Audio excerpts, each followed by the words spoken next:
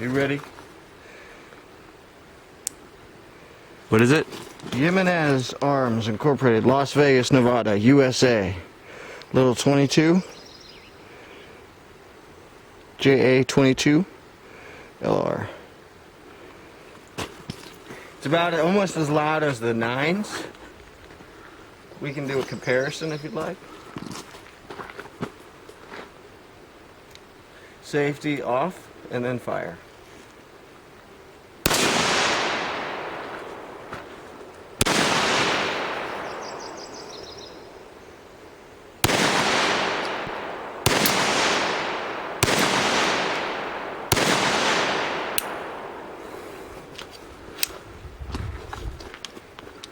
A little loud, a little kick for a 22, but it's very small.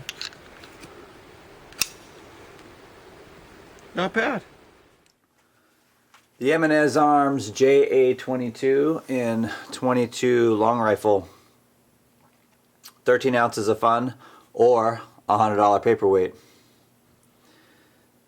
First you ask yourself, wait, what are you doing a gun review? Thought I'd try something a little different for our YouTube page, and I don't think that this gun gets enough credit for what it is. Would I use this gun as an everyday carry? No. The reliability issues that it has would keep me easily from putting this gun in my pocket or on my waistband, on my ankle, from being an everyday carry. Is it a great little range gun? Absolutely. Is it a great training tool? I think so. I think if it jams occasionally or misfeeds, misfires, that's a good thing for somebody to learn. Take a quick look at the gun. It uses the European style mag release. They do come with 2 mags out of the box. They also come, they don't have here at the moment, a trigger guard with key. No hold back. So once it goes back, you're either holding it open or it's going forward. It does have a cocking indicator in it. So at least you know if it's cocked. Not if there's a round in it, just if it's cocked. This has been a pretty good little gun for me. It's got about 3,000, 3,500 rounds through it right now. It's not without its problems. These guns should be refined a little bit more from the factory, I think. A lot of the edges are really rough when you get them. And a little bit of work smooths them up, smooths up the action, and increases the reliability tenfold. When I first got it, used only CCI stingers and mini mags in it, and it worked pretty much flawlessly for the first couple hundred rounds. I switched it over to some Federal, and we shot about between CCI and the Federal, we shot another 500 rounds. In which case, it stopped ejecting. It would no longer eject any rounds at all, and that's because on their extractor, if I can get it in the video a little bit, they have it set at a 90 degree. That head rolls on that extractor, rolls off just a little bit, it won't grab the round. And when it was dirty, it stopped doing it altogether. Took it home, cleaned it, pulled out a small file, changed that angle just a little bit so it would grab the round, and have had very few failures from that point on. Call the factory. I'm the first owner of this gun, so it's under their lifetime warranty for at least as long as the company's going to be around, and ordered a new extractor, so now I have a backup. Went and shot another 1,000 rounds out of it. Had a handful of problems, again using CCI and federal ammunition.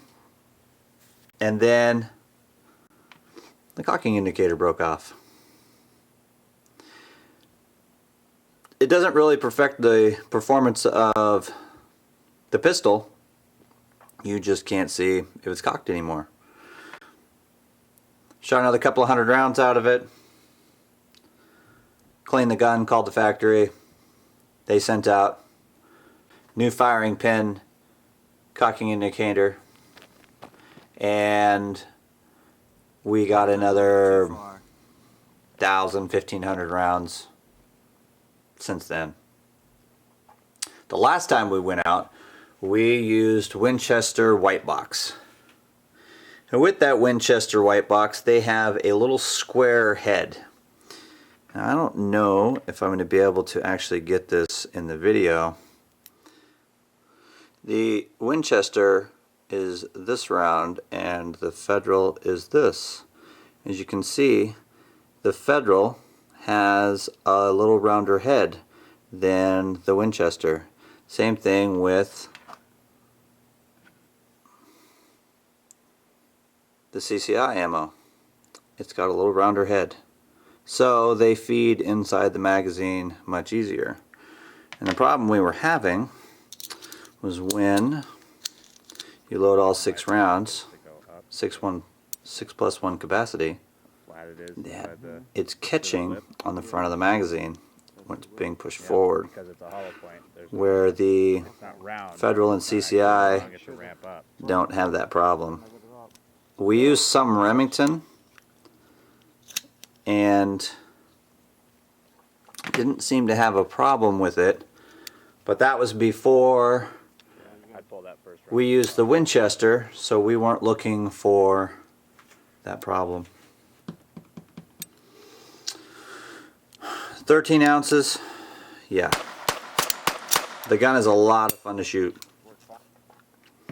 Easily go out in a day and for $20 in ammunition, shoot this gun until it breaks.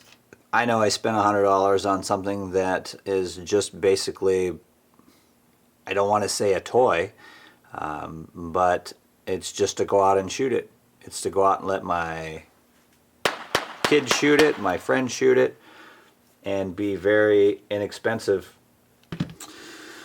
Made a little holster for this one so it's not just floating around inside my shooting bag.